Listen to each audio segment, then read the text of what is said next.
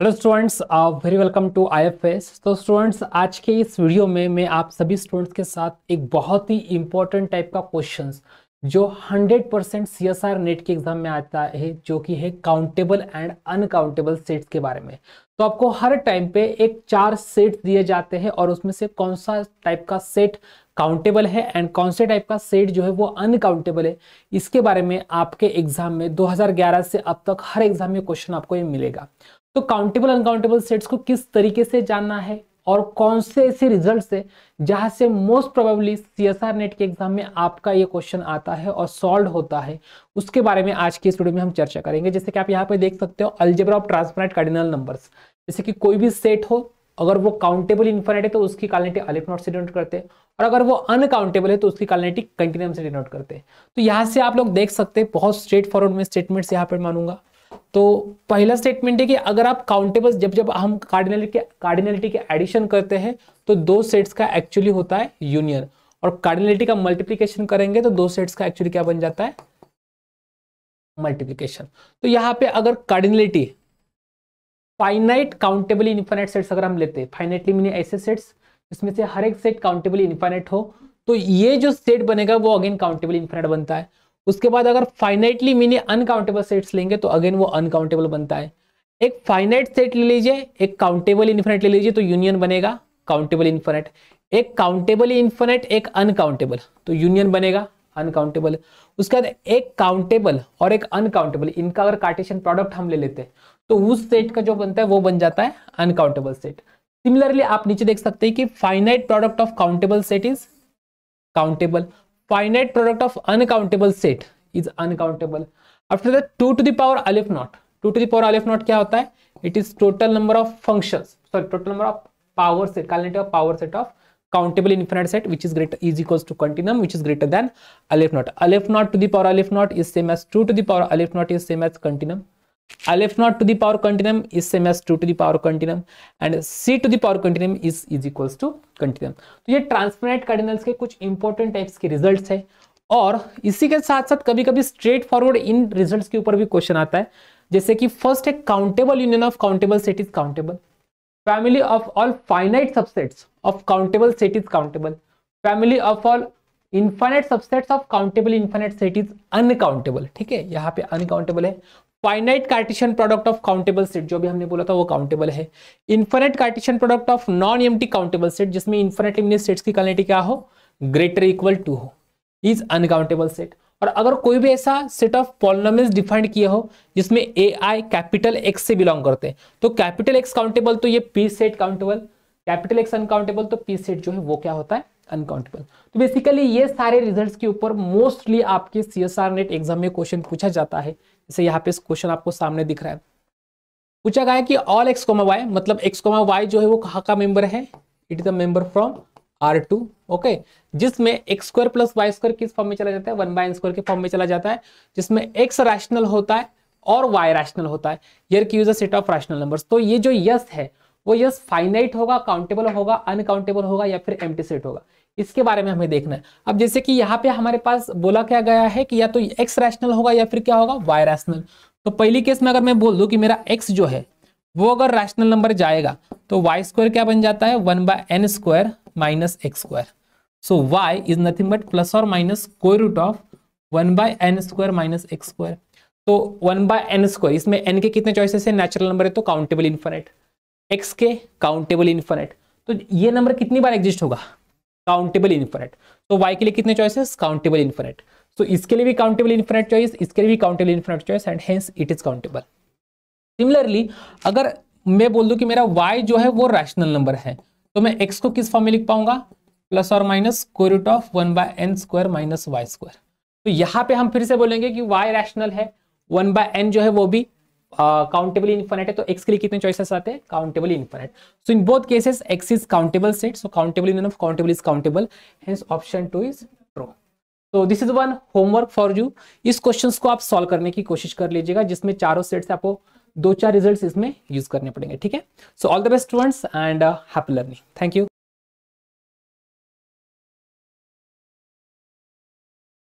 Hello everyone, welcome to IFS. तो आज के सेशन में एक हम नए कॉन्सेप्ट के बारे में जानेंगे, एक मैट्रिक्स के बारे में जानेंगे जिसे हम कहते हैं परमुटेशन मैट्रिक्स। तो सबसे पहले यहाँ पर बता देते हैं कि परमुटेशन मैट्रिक्स होता क्या है। तो अगर बात करें परमुटेशन मैट्रिक्स, एक ऐसा मैट्रिक्स है जिसके एंट्रीज या तो 0 होंगी या तो 1 होंगी, बट एक कंडीशन होता है कि आप किसी भी रो या किसी भी कॉलम को ऐड करोगे तो आपको हमेशा 1 मिलना चाहिए। तो इस टाइप के मैट्रिक्स को हम परमुटेशन मैट्रिक्स कहते हैं। जैसे कि फॉर एग्जाम्पल सपोज आपने क्या ले लिया, 0 1 0 0 0 0 1 0 ले लिया, यहाँ पर 1 0 0 0 और 0 0 0 और 1 ले लिया। अब इस मैट्रिक्स को आप लोग देखिए, इस मैट्रिक्स का ऑर्डर कितना है, 4x4 है। इस मैट्रिक्स के किसी भी रो या किसी भी कॉलम को आप कभी भी ऐड करेंगे तो आपको हमेशा 1 मिलेगा और इसकी एंट्री या तो 0 या तो 1 है। तो इस मैट्रिक्स को हम क्या कहेंगे, परमुटेशन मैट्रिक्स कहेंगे। अब आगे हम लोग कुछ रिजल्ट देखने वाले हैं इसके रिगार्डिंग की, जैसे कि परमुटेशन मैट्रिक्स आपको दिया जाए तो उसके आइगन वैल्यू कैसे निकलेंगे, मिनिमल पॉलिनॉमियल, कैरेक्टरिस्टिक पॉलिनॉमियल, ये सारी बातें करेंगे। तो यहाँ पर हर एक जो आप देखेंगे परमुटेशन मैट्रिक्स है किसी न किसी परमुटेशन से रिलेट होता है। जैसे कि कॉलम वाइज आप यहाँ पर देखिए, यहाँ पर 4x4 का मैट्रिक्स है। अगर आप इसे परमुटेशन में लिखोगे तो सिग्मा आपको क्या मिलेगा, देखो 1 2 3 4 4 सिंबल है, 4x4 का मैट्रिक्स है। तो पहले कॉलम को देखो 1 किस पोजीशन पर, सेकंड पोजीशन पर, तो 1 कहां पे जाएगा, 2 पे जाएगा। और दूसरे कॉलम में 1 कहां पर है, थर्ड पोजीशन पर है। थर्ड कॉलम पे कहां पर, फर्स्ट पोजीशन पर। और लास्ट कॉलम पे कहां पे है, फर्स्ट पोजीशन पर है। तो इसका मतलब एक कहां पर है, फोर्थ पोजीशन पर है। तो यहां पर आप देख सकते हो, अगर इसे आप साइकिल के फॉर्म में लिखोगे 1 goes to 2, 2 goes to 3 and 3 goes to 4, ये आपको क्या मिल जाएगा, 4 मिल जाएगा। तो अगर यहीं पर आप इसके साइकिल डिकम्पोजिशन की बात करोगे, साइकिल डिकम्पोजिशन का मतलब ये होता है, एक साइकिल डिकम्पोजिशन एक मल्टी सेट होता है जहां पर हम क्या करते हैं, परमुटेशन को डिसजॉइंट साइकिल फॉर्म में लिखकर उसके साइकिल का लेंथ लिखते हैं और लेंथ 1 के साइकिल को यहाँ पर हम इग्नोर नहीं करेंगे, उसे भी हमें लिखना है। तो अगर मैं इसके साइकिल डिकम्पोजिशन की बात करूँ तो देखो इस साइकिल का लेंथ 1 है, इस साइकिल का लेंथ 3 है, तो ये हो गया इसका साइकिल डिकम्पोजिशन। ठीक है, इसे हम नाम दे सकते हैं N1 and N2, N1 and N2। ठीक है, इसका मतलब इसके पास इस साइकिल का लेंथ 3 है, इस साइकिल का लेंथ 1 है। आगे हम बढ़ते हैं।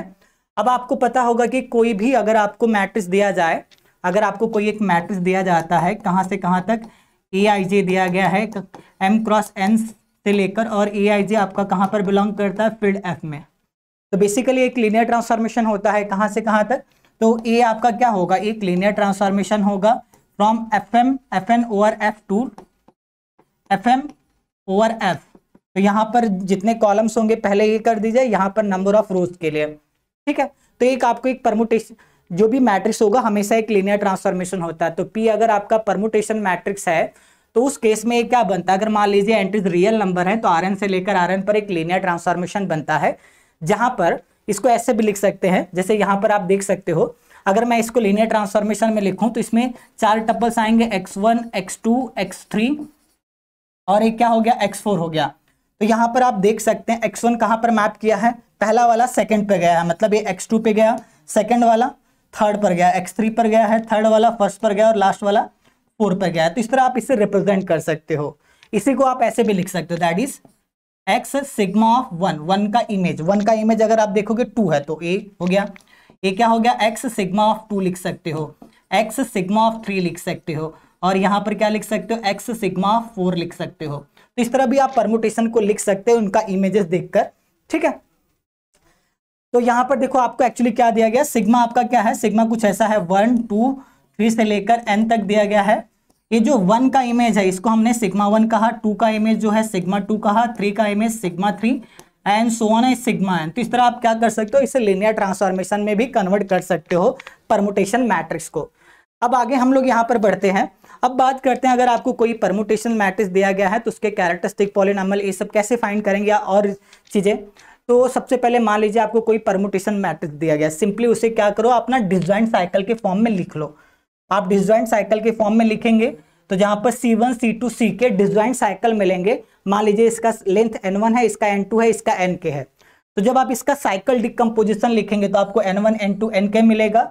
बट आपको ध्यान में रखना है सारे साइकिल के लेंथ को ऐड करने पर आपको N भी मिलना चाहिए। तो उस केस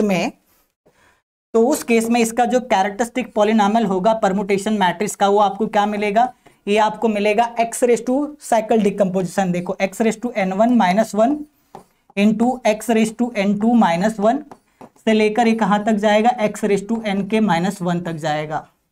अब यहाँ पर ये तो कैरेक्टरिस्टिक पॉलिनॉमियल हो गया। अब हम बात करते हैं मिनिमल पॉलिनॉमियल। तो इसका जो मिनिमल पॉलिनॉमियल होगा ये बेसिकली आपको मिलने वाला है एलसीएम। किसका एलसीएम लेना है, LCM of x raise to n i minus one, i की वैल्यू कहाँ से कहाँ तक, 1 से लेकर 2 तक अप टू के तक, मतलब n1 n2 n के लेकर आपको एलसीएम लेना है यहाँ पर। और थर्ड अगर मैं बात करूं परमुटेशन मैट्रिक्स का जो डिटर्मिनेंट होता है ना, इसके लिए दो पॉसिबिलिटी होती, कौन कौन सी, या तो ये 1 हो सकता है या -1 हो सकता है। 1 कब होगा, जब आपका सिग्मा इवन परमुटेशन होगा, और -1 कब होगा, जब सिग्मा ऑड परमुटेशन होगा। If sigma is even permutation, और इसे क्या कह सकते हो, if sigma is odd permutation. ठीक है। अब यहां पर अगर फोर्थ प्रॉपर्टी की बात करें, इसका ट्रेस कितना होता है, तो परमुटेशन मैट्रिक्स का ट्रेस फाइंड करने का मतलब आपको डायगोनल में एंट्री चाहिए। तो डायगोनल में एंट्री कब आएगा, जब कोई भी एलिमेंट ना खुद पर मैप करे। जैसे यहां पर देखो ये वाला एलिमेंट खुद पर मैप किया था तो ही डायगोनल में आ पा रहा था 4 goes to 4। तो यहां से हमें समझ में आता है इसका जो ट्रेस होगा ये बेसिकली आपको क्या मिलने वाला है, number of cycle of length 1। ऐसे एलिमेंट जो खुद पर मैप करे वही ट्रेस में कंट्रीब्यूट कर पाएंगे। तो यहां पर आप लिख सकते हो number of cycle of length 1, number of cycle of length 1। और अगर यहां पर मैं बात करूं ये परमुटेशन मैट्रिक्स ओवर आर बात कर रहे हैं, ओवर आर डायगोनलाइजेबल होगा क्या, तो permutation matrix over R diagonalizable तभी होगा जब हर एक साइकिल का लेंथ या तो 1 हो या तो 2 हो। जैसे ही साइकिल का लेंथ 2 से ज्यादा हुआ ना तो फिर आपको इमेजिनरी आइगन वैल्यू मिल सकते हैं। तो यहां पर आप कह सकते हो A is diagonalisable, A is diagonalisable in R real number में, in R if and only if cycle का लेंथ क्या है, n1 n2 n के, n i is less than equal to 2 for every i. I की value क्या हो जाएगी, 1 2 से लेकर के तक, मतलब हर एक साइकिल का लेंथ या तो 1 मिले या तो 2 मिले। जब आप डिसजॉइंट साइकिल फॉर्म में लिखोगे तो ये मैट्रिक्स क्या हो जाएगा, डायगोनलाइजेबल ओवर आर हो जाएगा। अब यहां पर एक क्वेश्चन दिया गया है, अब आपसे पूछा जा रहा है इस मैट्रिक्स के आइगन वैल्यूज क्या होंगे। तो क्लियरली आप देख पा रहे हैं परमुटेशन मैट्रिक्स है 6 क्रॉस 6 का। तो अगर आप इसे परमुटेशन लिखोगे तो 1 2 3 4 5 6। तो यहां पर आप देख सकते हो 1 कहां पे गया, 3 के पास, 4 के पास, और ये गया कहां पर, 4 के पास जा रहा है। 4 से स्टार्ट हुआ, 3 से नहीं हुआ है। देखो ये कहां पे जाएगा, 4 के पास, 5 6, उसके बाद 1 2 3। तो अगर आप मैप लिखोगे 1 goes to 4 4 goes to 1, 2 goes to 5 5 goes to 2, 3 goes to 6 6 goes to 3। ये आपको मिलेगा डिसजॉइंट साइकिल फॉर्म। अगर इसका आप साइकिल डिकम्पोजिशन पूछोगे तो इसका साइकिल डिकम्पोजिशन क्या हो जाएगा, हर एक साइकिल का लेंथ मतलब 2 2 2। इसका मतलब यहाँ पर n1 की वैल्यू 2 है, n2 की वैल्यू 2 है, n3 की वैल्यू भी 2 है, एक मल्टी सेट है। ठीक है। अब यहां पर अगर आपको कैरेक्टरिस्टिक पॉलिनॉमियल इसका निकालना है तो ही जाकर आपको आइगन वैल्यू मिलेगा। तो सपोज ये मैट्रिक्स ए है, इसका कैरेक्टरिस्टिक पॉलिनॉमियल आपको क्या मिलेगा, x raise to n1 minus 1 हो जाएगा, into X raise to n2 minus 1 हो जाएगा, into X raise to n3 minus 1 हो जाएगा। मतलब आपको मिलेगा X square minus 1 square minus 1 X square minus 1। तो यहां से आप देख सकते हो इसके आइगन वैल्यूज क्या मिलेंगे, +-1। तो +1 और -1। तो इस क्वेश्चन के लिए ऑप्शन ए और बी क्या हो जाएंगे, करेक्ट हो जाएंगे। ठीक है। तो नेक्स्ट एक क्वेश्चन आप लोगों के लिए है, एक क्वेश्चन आपके लिए होमवर्क है, इसे ट्राई करना। यहां पर आपको एक परमुटेशन दिया गया है, अब इससे मैट्रिक्स ए बनता है। तो आपसे पूछा जा रहा है कि इसमें से ए किसके बराबर होगा। तो सिंपली आप क्या करो, परमुटेशन का ऑर्डर फाइंड कर लो। फॉर एग्जांपल सपोज अगर परमुटेशन का ऑर्डर n है, सिग्मा रेस टू n अगर आइडेंटिटी मिल रहा है तो ये रेस टू n भी आइडेंटिटी मिल जाएगा। ये आपके लिए हिंट है, तो इसे आप लोग ट्राई करिए। Thank you.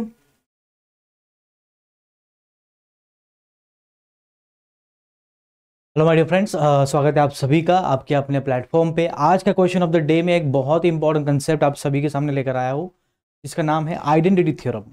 तो आइडेंटिटी थ्योरम ऐसा टॉपिक है जिस पे रेगुलर बेसिस पे क्वेश्चन पूछे गए हैं और पूछे जाते हैं। तो एक क्वेश्चन समझते हैं आइडेंटिटी थ्योरम से। Suppose capital F given to be the set of all entire functions from C to C such that f of x equal to mod x। तो रियल वेरिएबल की बात हो रही है, ठीक है। जब x हमारा इस इंटरवल से आएगा तब f(x) हमारा mod x है, ठीक है। Then the cardinality of the set f क्या होगी, 0 1 इनफाइनाइट या स्ट्रिक्टली ग्रेटर देन 1। तो चलिए समझते हैं। सबसे पहले देखिए, कैपिटल एफ हमारे पास सेट है, collection of all f. F क्या है? C to C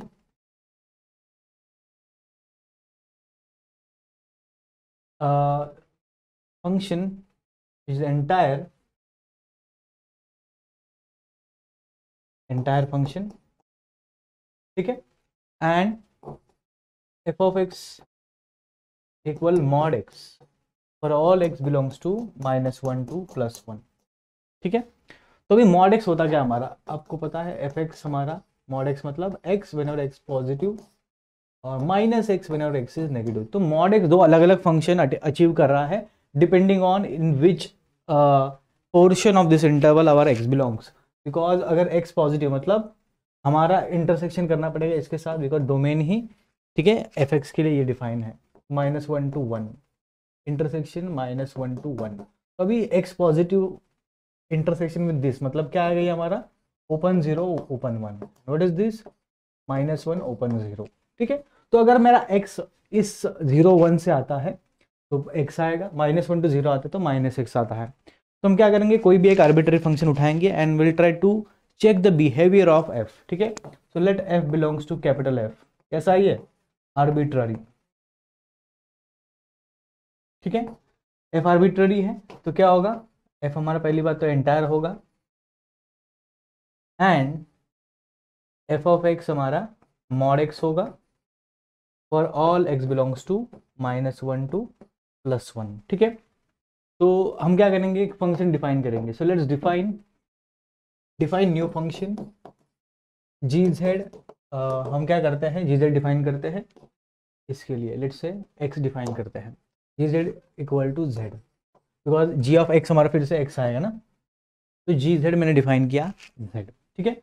now what will do, consider this interval, let's say s equals to, तो मैंने क्या किया -1 to 1 का एक छोटा सा पार्ट लेता हूँ, लेट्स से हम 0 to 1 ले रहे हैं, ठीक है।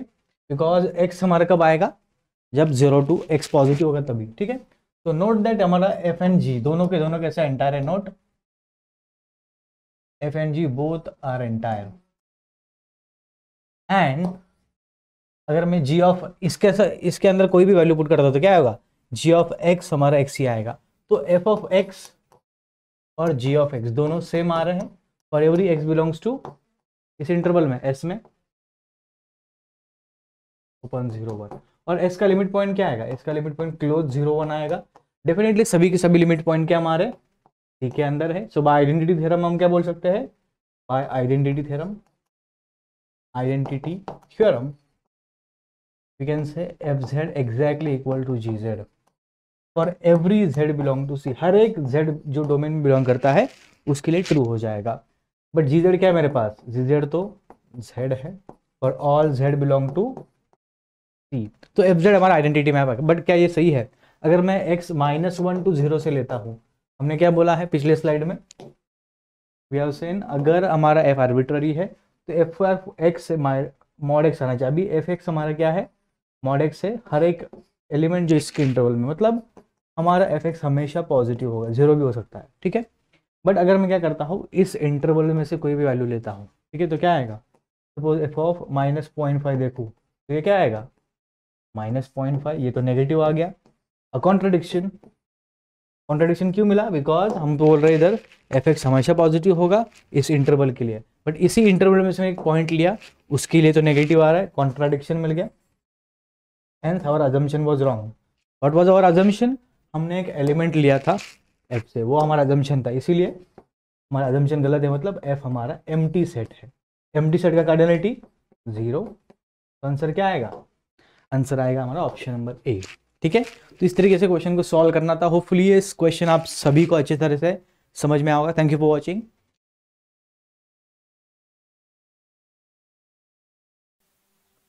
Hello everyone, welcome to the IFS concept of the day में आज हम डिस्कस करने वाले हैं इंडिपेंडेंट। तो बेसिकली इंडिपेंडेंट क्या होता है, हम प्रोबेबिलिटी जब पढ़ते हैं तब हमें इवेंट्स के इंडिपेंडेंट के नेचर भी हमें पता होने चाहिए। तो बेसिकली इंडिपेंडेंट और डिपेंडेंट ये फैक्टर होते हैं। Dependent means first of all I discuss with the dependent. तो डिपेंडेंट का मतलब क्या होता है, कि एक इवेंट दूसरे इवेंट पे अफेक्ट कर रहा है, तो उसका मतलब क्या होगा, dependent. A is event is affected on the B, so that's why A and B are the dependent. Okay, तो इंडिपेंडेंट क्या होता है, event A is not affected on the event B, that called as a independent. So here we are discuss the definition of the independent. So that definition is your independent events are those events whose occurrence is not dependent on any other events. मतलब क्या, दूसरे event पे ऊपर depend कोई नहीं करता। ठीक है, तो इसके रिलेटेड एग्जांपल क्या लिया है हमने, तो बेसिक एक नॉर्मल एग्जांपल जो आपको हमेशा पता ही होता है, टॉसिंग ऑफ कॉइन का। ठीक है, तो वही हमने डिस्कस किया है। तो क्वेश्चन में क्या बता रहे हैं हम, एग्जांपल में क्या बता रहे हैं, if a roll a die twice the outcome of the first roll and the roll of second roll have no effect on each others. मतलब आप डाई वो रोल करते हो या टॉसिंग ऑफ कॉइन का कर लेते हैं हम, ये दोनों कोई भी एक एग्जाम्पल कंसिडर करिए आप। अगर डाई रोल करते हो आप, तो पहले जो आउटपुट आएगी आपके, ठीक है, it may be 3, 2, 1 or 5, it any one value of between the 1 to 6। तो ये दूसरा हम जब रोल करेंगे डाई, तो इसका पहले वाले का जो आउटपुट है वो दूसरे इसमें अफेक्ट नहीं करेगा। दूसरे इसमें भी क्या हो सकता है, कोई भी 1 to 6 में से वैल्यूज आ सकती है। कैसे, जो हम लिखेंगे यहाँ पे, here I am discuss about the values। Okay, तो फर्स्ट रोल में क्या आएंगे आपके, तो सैंपल स्पेस में फर्स्ट अगर ट्रायल करते हैं आप, तो फर्स्ट इसमें क्या आएगा आपका sample space 1, 2, 3, 4, 5 and 6। Okay, second इसमें भी क्या आएगा, अगर सेकेंड इसमें भी आप रोल करते हो तो इसके आउटपुट क्या आएंगे, like that. Okay, like that you can say the output of the your rolling of die. पर इसे हम प्रोबेबिलिटी में कैसे लिख सकते हैं, how to write the probability in the form. So probability of A intersection B is equals to probability of A into probability of B. So A and B are not dependent on each others. Okay, they are independent. So आज के लिए ये topic यहीं पे हम discuss कर रहे थे, तो I hope you will understand that topic. Thank you.